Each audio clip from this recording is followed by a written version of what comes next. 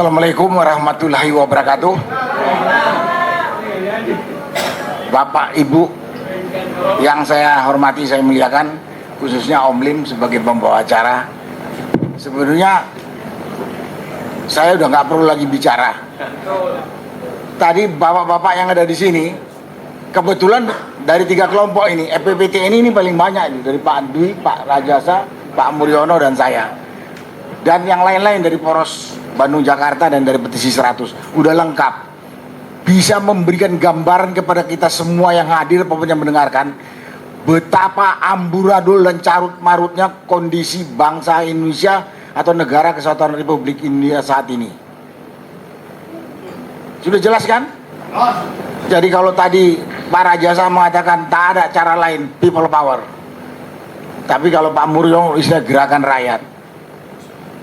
Dan mungkin ada istilah-istilah lain. Semua itu terjadi karena apa? Karena pemerintah sekarang ini kelihatannya tidak mampu memperbaiki kondisi carut marut ini. Kelihatan Prabowo sudah jadi presiden 1 tahun lebih. Saya melihat Presiden Prabowo ini mungkin seperti katak dalam tempurung gitu. Dia nggak tahu kalau rakyat Indonesia ini jumlahnya hampir 300 juta, tersebar dari Sabang sampai Merauke. Tapi yang diperhatikan cuma kelompoknya si Jokowi dan kelompok dia saja yang mungkin kalau dihitung-hitung pendukung dia yang dikasih naik pangkat jabatan, dikasih jabatan komisaris, dikasih jabatan menteri, atau mungkin pendukungnya Jokowi dengan termulnya mungkin nggak sampai 1 juta. Berarti hampir 300 juta ini hampir terabaikan. Di mana kita melihatnya?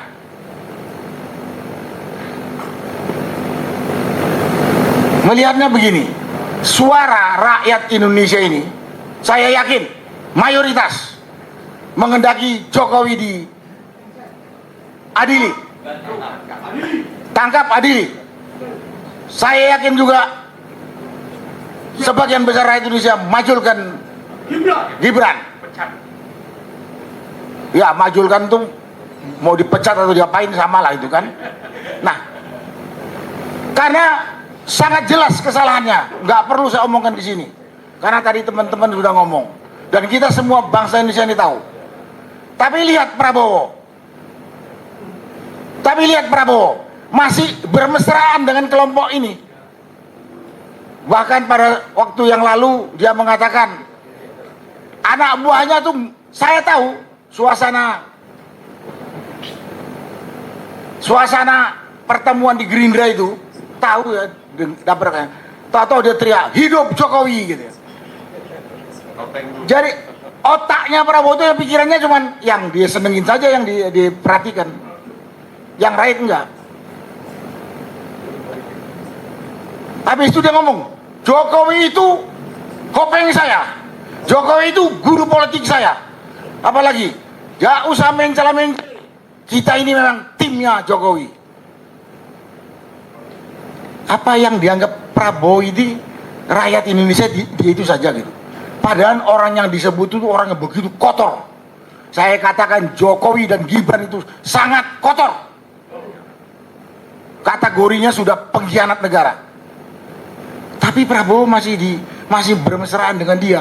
Berarti kan dia bukan pemimpin kita itu. Itu cuman pemimpinnya Jokowi. Ya saat ini saya bicaranya Prabowo bukan Jokowi, karena presiden sekarang itu adalah Prabowo. Berarti kan memang dia tidak dengar suara orang yang dipimpinnya, orang yang harus diurusnya. Padahal ada nasihat dari orang-orang bijak yang lalu. Saya masih ingat, jangan jadi pemimpin kalau tidak bisa menegakkan keadilan. Apa adil? Yang satu minta ini orang diadili karena dosanya jelas, ini dia bermesra-mesraan. Banyak sekali yang dilakukan oleh ini, yang menunjukkan bahwa Prabowo itu mau jalan mau seenak perutnya sendiri, tidak mau mendengarkan suara rakyat secara umum. Nah itu kan namanya bukan pemimpin kalau kayak gitu. Ada yang mau kritik, langsung dia naik telinganya. Yang mengatakan, saya tahu ada orang pinter yang banyak mengkritik, padahal dia gak bisa ngasih beras, gak bisa ngasih BBM, gak bisa ngasih apalah dan lain sebagainya. Lu gila apa? Nah, pikir aja lah. Itu pemimpin kita kayak gitu. Nah, dan lain-lain. Apalagi yang mau saya ceritakan tentang ini. Dan saya tahu pribadi Prabowo ini, waktu masih dinas TNI maupun masih setelah di partai. Karena saya ini juga bekas partainya dia dulu berapa tahun. Keluar saya dari Gerindra. Orang ini anti kritik. Mimpin orang 300 juta, masa mau jalan menurut versi otaknya sendiri, kan aneh itu kan. Aneh kan? Enggak. Berikutnya apa? Berikutnya akan membahayakan kita bangsa Indonesia yang hampir 300 juta ini.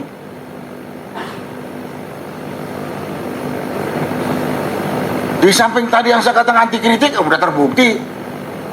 Dia mengatakan ada yang mengkritik, orang pintar mengkritik. Kalau dibilang ada orang pintar yang mengkritik, main kelompok dia itu orang bodoh semua gitu aja kan. Ya kan?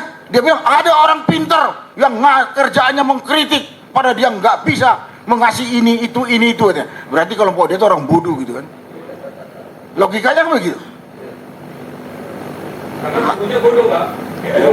Jadi dan lain-lain. Dan di partai juga seperti itu. Ini negara demokrasi. Dia duduk di situ atas pilihan rakyat. Tentunya dia menjalankan maunya rakyat. Secara umum. Maunya rakyat itu sudah tertulis dalam konstitusi. Bukan konstitusinya dia akalin lagi kayak kelakuannya Jokowi. Aturannya konstitusi yang sudah dirusak Jokowi itu saat ini diperbaiki oleh Prabowo. Ini malah masih bermesraan dengan Jokowi. Nah, itulah kondisi yang lain. Kemudian saya ngelihat ini dia sudah apakah terkena ini sindrom lupa ingatan, itu saya nggak tahu. Kenapa saya katakan begitu? Dia selalu mengatakan, saya tidak tolerir korupsi.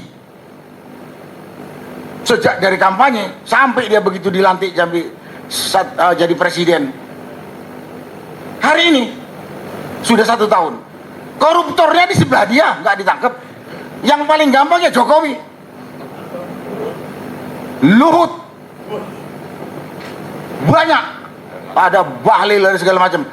Nah, maka saya bilang, mungkin dia begitu naik di panggung, ingat dia, korupsi harus saya bantah, harus saya berantas. Begitu turun dia lupa. Ya nggak tahu saya. Di samping itu gampang apa ya? Kalau saya bilang dia tuh ya mungkin gampang ditipu sama anak buahnya gitu. Atau orang lingkarannya, anak MUI lingkaran saya. Kenapa? Kasus demo di bulan Agustus katanya dia terlambat. Kemarin bencana juga dia terlambat tahu. Padahal mata dan telinganya presiden itu 300 juta rakyat Indonesia itu. Ya kalau disusun menteri yang 40, kepala badan tetek bengek, kepala daerah berapa ribu itu. Tapi dia terlambat, buntut terlambat rakyat mati. Buntut terlambat rakyat mati. Dia sih nggak mati dia. Tapi ada juga yang aneh. Kayaknya gagah banget kalau di forum ini atau di podium mau disikat semua setan iblis segala macam gitu. Tapi ada 2 perintah dia, atau kalau enggak paling 1 lah yang jelas, dilanggar di depan mata, diam saja dia. Di mana kewibawaannya? oleh Kapolri kebetulan. Oleh Kapolri kemudian. Nah ini kewibawaannya di mana? Kehormatan dia di mana? Harga dirinya di mana? Gitu. Dan tadi ada bicara ada orang besar, ada orang kecil dan segala macam. Siapa tadi teman saya di sini ngomongin? Menurut aturan, menurut undang-undang, orang paling besar di Indonesia itu adalah presiden. Tak boleh ada orang lebih besar dari presiden. Dan saat ini presidennya adalah Prabowo. Jadi gak ada alasan dia itu takut sama yang lain, karena yang lain itu kecil. Sangat aneh, bin ajaib, kalau Prabowo sebagai presiden yang katanya menurut undang-undang orang paling besar, kok takut sama Jokowi bekas presiden, takut sama Luhut menterinya, takut sama Kapolrinya. Nah pada kesempatan ini, kalau saya pribadi, Bapak nyalonkan jadi presiden, Pak Prabowo udah nggak tahu 4 kali atau 5 kali, luar biasa ininya, perjuangannya, ambisinya. Ya sudah jadi presiden, bapaknya harusnya jadi presiden yang paling baik yang pernah memimpin Indonesia ini. Berapa? 8 presiden. Jadi harusnya dari perjuangan dia yang 4 atau 5 kali mau jadi presiden, harusnya begitu jadi presiden dia harus lebih baik dari 7 presiden sebelumnya. Tapi sekarang malah dikendalikan oleh presiden sebelumnya. Nah, kenapa saya ngomong begini? Ini saya sampaikan kepada bapak-bapak dan ibu-ibu sekalian, saudara-saudara sebangsa dan setanah air. Apakah Prabowo ini masih kita bisa percaya, masih bisa memberikan keyakinan kepada kita, bisa memperbaiki kondisi bangsa yang carut marut ini? Itu yang saya katakan. Kalau memang masih bisa percaya, bapak-bapak masih percaya, oh silakan, saya nggak percaya. Kalau bapak-bapak percaya bahwa yakin Prabowo masih bisa memperbaiki kondisi, ya silakan. Saya sih nggak percaya, saya tidur aja. Udah nggak yakin saya. 1 tahun ini omon terus tanpa action. Ya kalau kata teman-teman saya, dari omon-omonnya itu nggak sampai 5% yang jadi action. Nah, kalau memang kita perlu cari pemimpinnya lebih hebat, ya kita harus ikutin apa yang dibilang teman saya tadi, Pak Rajasa atau Pak Muryono. Rakyat harus bersatu, cari pengganti yang lebih baik dari Prabowo. Ya apalagi kita bukan sayang sama diri kita saja. Negara dan bangsa Indonesia ini didirikan di atas darah, jiwa, nyawa founding fathers NKRI yang notabene ada orang tua kita. Dan kita wajib harus bisa mewariskan ini negeri kepada anak cucu kita. Kalau sekarang aja udah kelihatannya sudah mau menuju kehancuran, tanggung jawab kita berat. Kalau kata Pak Muryono, melihat kehancuran, melihat kerusakan, melihat pelanggaran, melihat kesalahan, kita diem, kita ikut dosa, kita ikut bersalah. Saya nggak mau dikatakan bersalah, makanya saya ngomong ini. Itu yang bisa saya sampaikan pada kesempatan ini. Banyak sekali di kepala saya ini, kalau saya sampaikan nanti mungkin Bapak Ibu bosen dengarnya gitu. Tapi saya cuma mau tanya, Bapak masih punya keyakinan Prabowo masih bisa memperbaiki bangsa dilihat dari unjuk kerja dia 1 tahun ini? Kalau enggak ya kita harus ganti. Rakyat punya hak untuk ganti. Nah kalau yang mau masih silakan, monggo. Saya nggak percaya sudah. Kalau ada yang bilang orang besar, orang kecil, yang saya tahu di satu negara yang berbentuk republik ini, orang paling besar itu adalah presiden. Kalau dia masih takut pada orang lain, memang dia nggak pantas jadi presiden. Cuma kalau ayam sayur mending tikus got. Gitu ya. Jadi itulah, kita sayang sama negeri kita sayang kepada anak cucu kita, kita bertanggung jawab kepada orang tua kita yang telah mendirikan negeri ini dan kepada Allah Subhanahu wa taala. Inilah yang harus saya sampaikan pada kesempatan ini. Mudah-mudahan Bapak Ibu bisa putuskan mau apa kita. Yang jelas tadi di sini disampaikan, kelompok petisi 100, kelompok Poros Jakarta Bandung, FPPT ini siap untuk menjaga negeri ini kembali kepada rel seperti yang dicita-citakan oleh orang tua kita. Ya, tentu kita panjatkan syukur bahwa hari ini kita dapat berkumpul dalam rangka meningkatkan rasa kepedulian kita terhadap persoalan-persoalan masyarakat, bangsa, dan negara. Yang pada intinya juga tentu kita ingin memperbaiki dari persoalan itu yang ada dengan segala upaya. Bapak Ibu yang saya hormati, bahwa tadi disebutkan elemen kita ada petisi 100 yang tema dasar pada waktu awalnya adalah makzulkan Joko Widodo ketika Jokowi masih menjadi presiden. Itu petisi 100 nyatakan makzulkan Jokowi. Kemudian dari forum purnawirawan prajurit TNI ya, yang pada intinya di antara sekian poin yang dideklarasikan adalah makzulkan Gibran Rakabuming Gibran Rakabuming Raka. Ya, itu tanggal 17 Juli yang dikemukakan pada waktu itu ya. April ya, 17 April. Ya, saya masih ingat 15 April ke UGM, 16 April ke Geruduk ke rumah Pak Jokowi, 17 April forum FPP TNI di Kelapa Gading. Saya kira itu rangkaian yang tidak terpisahkan.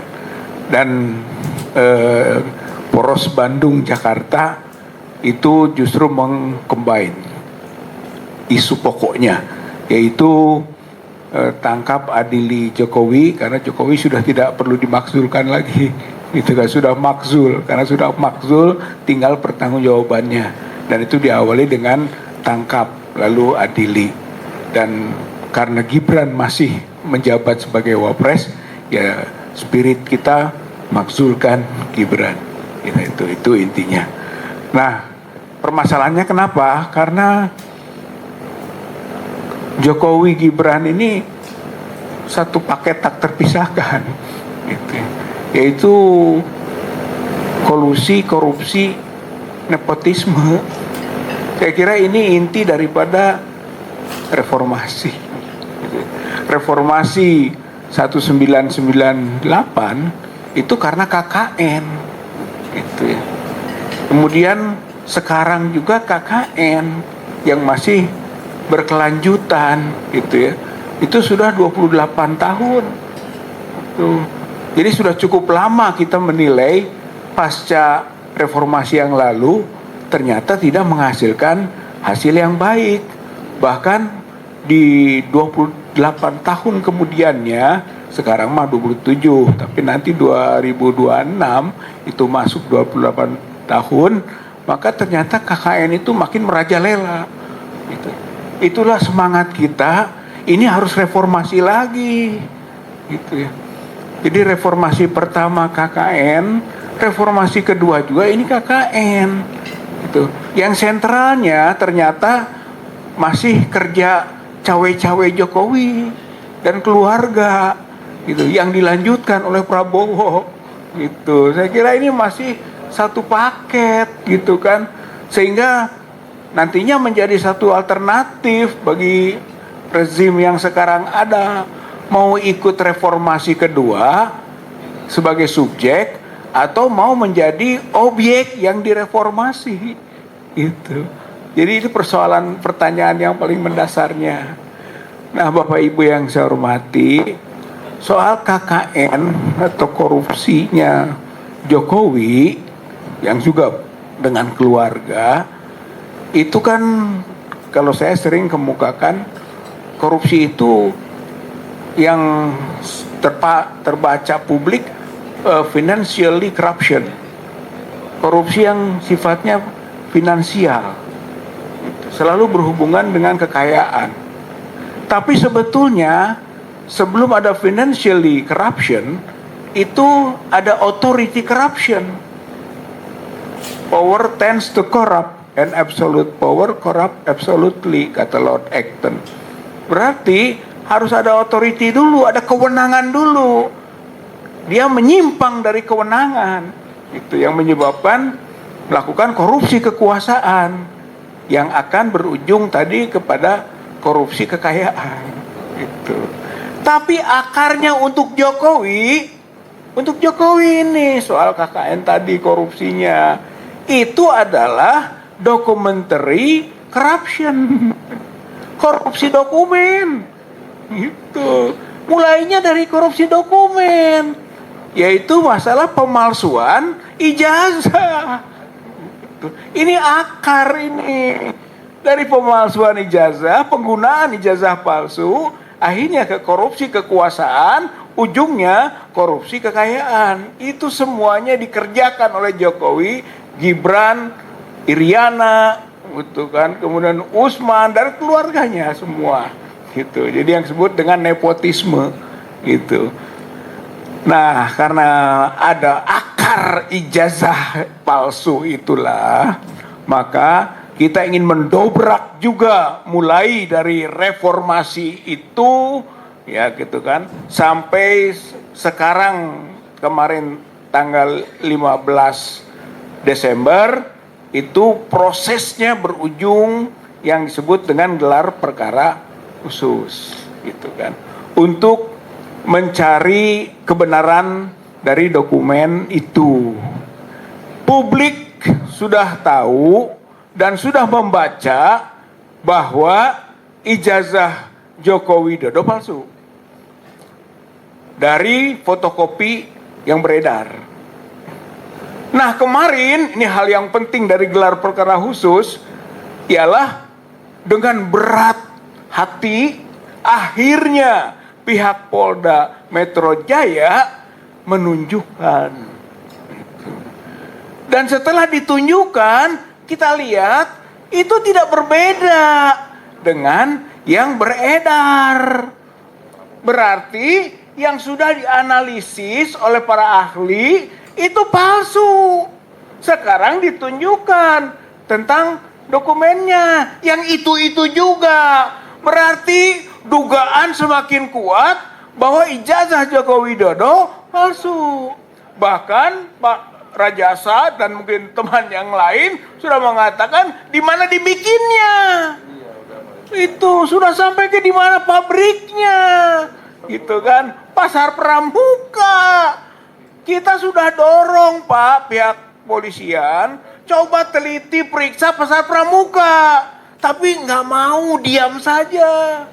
Gitu. Universitas Pasar Pramuka, UPP.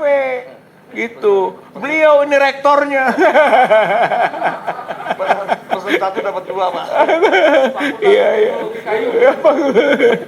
Jadi begitu sebenarnya. Sudah melompat kita ke pabriknya. Gitu kan. Pembuatnya. Harusnya dikejar itu. Gitu. Nah, kemarin gelar perkara khusus itu hanya memastikan saja dokumennya yang begitu, nggak ada yang lain. Gitu ya. Jadi jangan ragu Pak sekarang, gitu kan. Waktu dekan Fakultas Kehutanan memaparkan dan menayangkan itu, kemudian pada waktu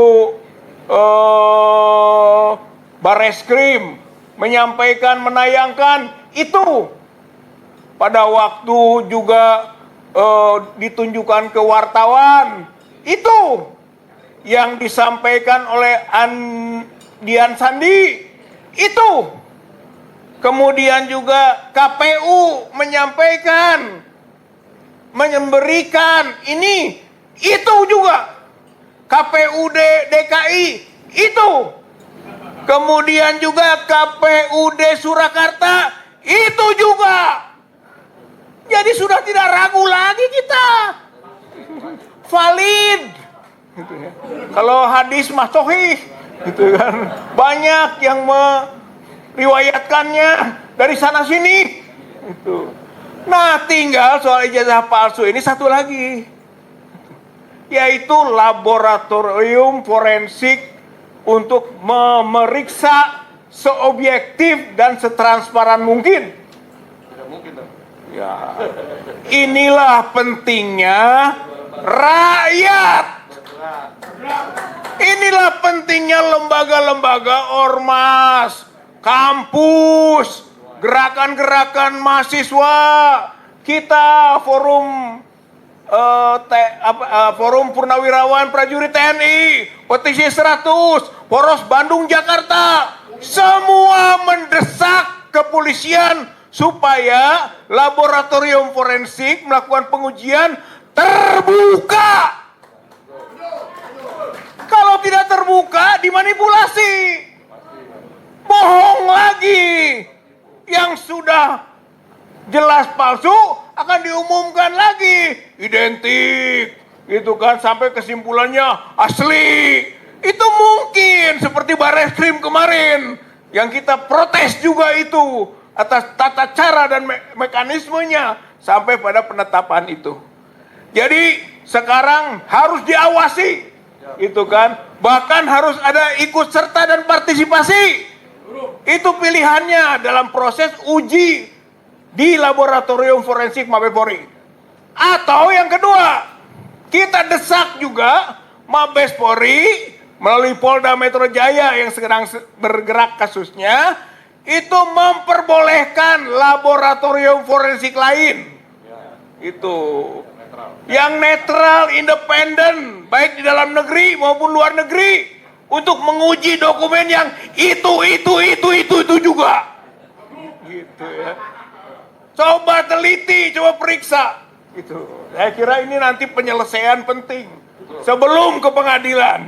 Kita belum bicara pengadilan, ini bicara tentang proses penyidikan di kepolisian daerah Metro Jaya. Itu ijazah palsu. Yang kita akan yakin ijazah Joko Widodo palsu.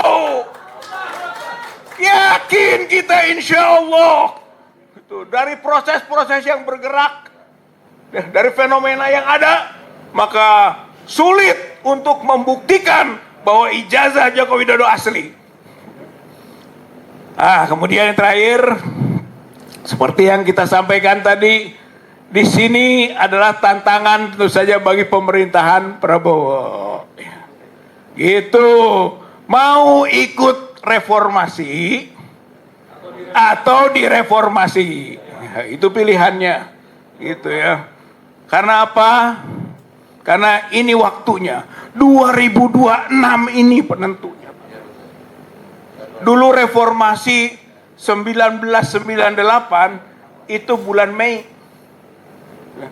Sekarang juga kalau mau diakhiri batas, harus ada batas ini. Iya dong, waktu gerak maju. Batas Mei juga.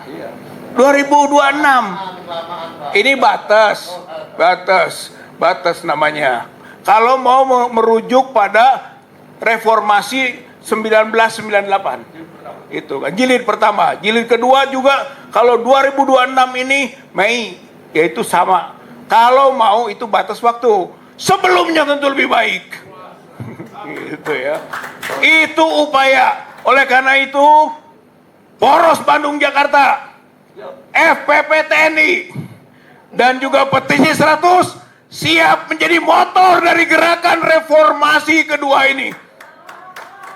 Dengan pilihan tadi, ya, mak-mak ikut, santri ikut, kiai ikut, kampus ikut, mahasiswa, para akademisi, semua akan menjadi elemen-elemen penggerak, buruh semua.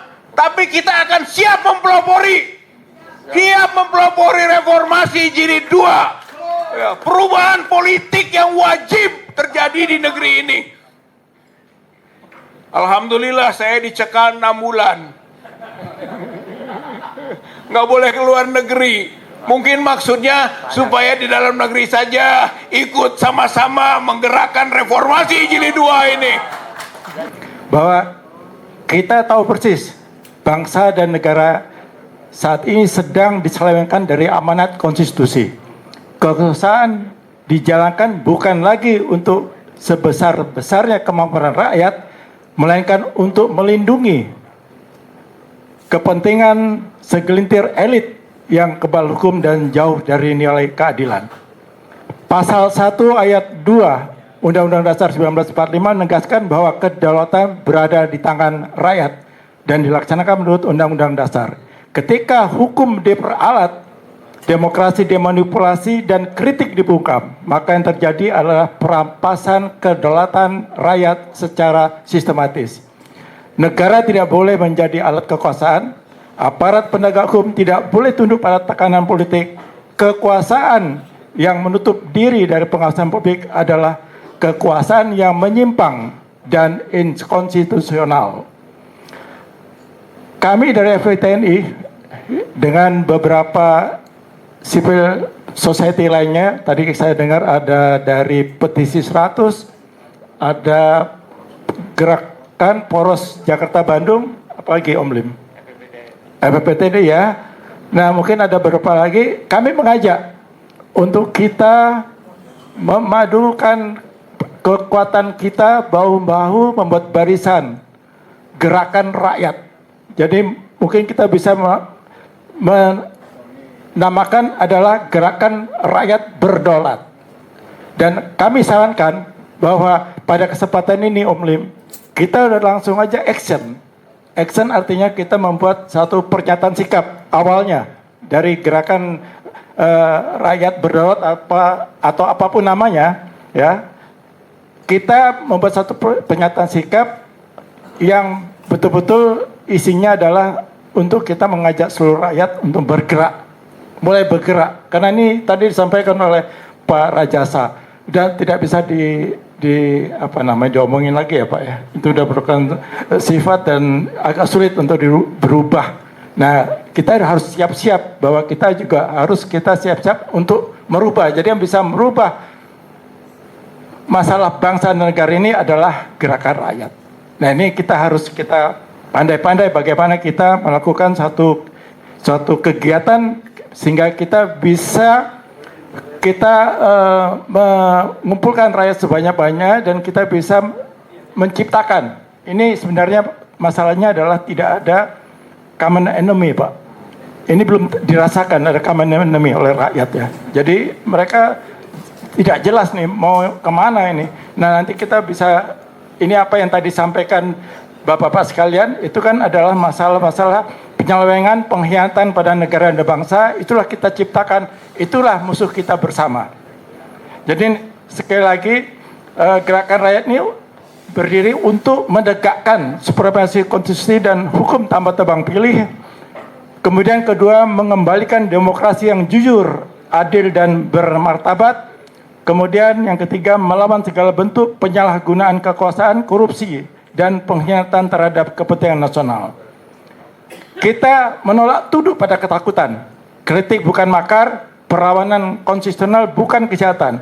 Justru diam di hadapan ketidakadilan adalah bentuk pengkhianatan terhadap Republik. Ini harus kita camkan. Dan untuk itu FPTNI sebenarnya kami sudah menyiapkan pernyataan sikap, Pak. Ya, ini kalau mungkin kami bisa bacakan sepintas, nanti ini bisa kita gabung dengan apa-apa yang bisa disampaikan oleh Bapak-Bapak sekalian. Jadi pernyataan sikap dari FPTNI bersama elemen civil society, nah ini bisa kita namakan apakah itu gerakan rakyat berdaulat atau aliansi masyarakat berdaulat atau aliansi masyarakat kebangsaan dan sebagainya. Pernyataan sikap terhadap kegagalan negara menjaga keadilan, transparansi dan keselamatan serta kedaulatan bangsa. Kami yang tergabung dalam Forum Purnawiran Prajurit TNI, FPTNI bersama elemen civil society dengan penuh tanggung jawab moral dan konstitusional menyatakan sikap terhadap kegagalan negara menjaga keadilan, transparansi, keselamatan dan kedaulatan bangsa. Dari beberapa hal yang telah kita ketahui bersama, yaitu yang pertama, ini beberapa hal yang biasa kami sampaikan karena tadi banyak sekali yang disampaikan oleh Bapak sekalian. Yang pertama, negara gagal menangani bencana Aceh Sumatera. Penanganan bencana di Aceh dan wilayah Sumatera mencerminkan ketidaksiapan, kelambanan, dan ketidakseriusan negara, korban jiwa, penderitaan rakyat, serta lemahnya koordinasi antar lembaga, menunjukkan absennya negara di saat rakyat paling membutuhkan kehadirannya. Ini bukan sekedar kelainan teknis, melainkan kegagalan kepemimpinan dan manajemen negara. Kemudian kedua, penanganan kasus dugaan ijazah palsu Jokowi dan Gibran yang tidak adil dan tidak transparan. Kita bisa merasakan, dan kemarin aja ketika Pak, ada datang ya Pak Rizal yang gelar perkara khusus ya. Nah ternyata hanya gelar perkara khusus, gelar-gelaran ya Pak. Itu bukan transparansi, itu transparansi semu itu. Kemudian ketiga, pemberantasan korupsi dilakukan tebang pilih. Nanti ada penjelasannya. Keempat, ada masalah PIK 2, ada masalah Rempang, ada masalah WUS, ada masalah Perkap 10, ada masalah penggundulan hutan. Kemudian juga ada masalah bandara di kawasan industri PT IMIP, negara tidak berdaulat, terlihat sama sekali. Dan pola sistemik namanya negara adalah seluruh kasus di atas bukan peristiwa terpisah, melainkan pola sistemik. Jadi memang dia punya aktornya tunggal ada ini sebenarnya. Bahwa kekuasaan yang kebal hukum, aparat yang kehilangan independensi, demokrasi yang dibajak oleh dinasti politik, dan negara yang semakin jauh dari keadilan dan kebenaran. Oleh itulah pernyataan tegas kami, atas dasar keadilan, konstitusi, dan keselamatan bangsa, kami nyatakan: 1.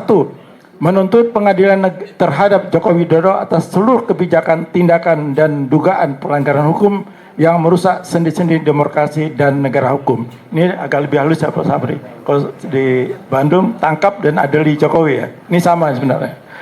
Kemudian yang kedua, menuntut pemajulan Gibran Raka Buming Raka dari jabatan wakil presiden karena proses politik yang cacat moral, syarat kepentingan, dan menciderai konstitusi. Kemudian mendesak reformasi total penegakan hukum dan pemulihan kedaulatan negara dari cengkraman oligarki. Nanti bisa kita tambahkan hal-hal apa yang kita tuntut kepada Presiden. Pernyataan ini bukan seruan kebencian, melainkan seruan penyelamatan bangsa. Diam berarti berkhianat, membiarkan ketidakadilan berarti ikut melanggengkannya. Demi keadilan, demi konstitusi, demi masa depan Republik Indonesia. Jakarta 17 Desember 2025. Nah, ini apa nanti sebutin, apakah ini gerakan rakyat berdaulat apapun. Tapi dari FPP TNI sudah membuat satu konsep untuk pernyataan sikap. Dan selain pernyataan sikap, yang harus kita laksanakan adalah berkirim surat ke Presiden, ke Ketua DPR, dan Ketua MK. Ini saran saya Pak. Jadi dari kelanjutan pertemuan ini, kita ada action yang harus kita lakukan. Demikian dari saya, terima kasih.